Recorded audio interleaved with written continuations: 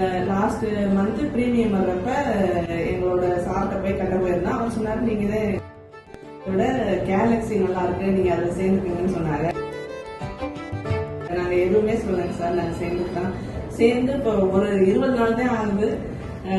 எங்க ஹஸ்பண்டுக்கு பார்த்தா உடம்பு முடியல.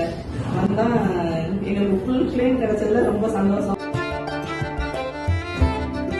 உடம்புக்கு ப்ராப்ளம் இருந்தாலும் ஏன்னா நாங்க ஒரு ரூபா கூட செலவு பண்ணல அப்படிங்கிறது எங்களுக்கு ரொம்ப சந்தோஷம்.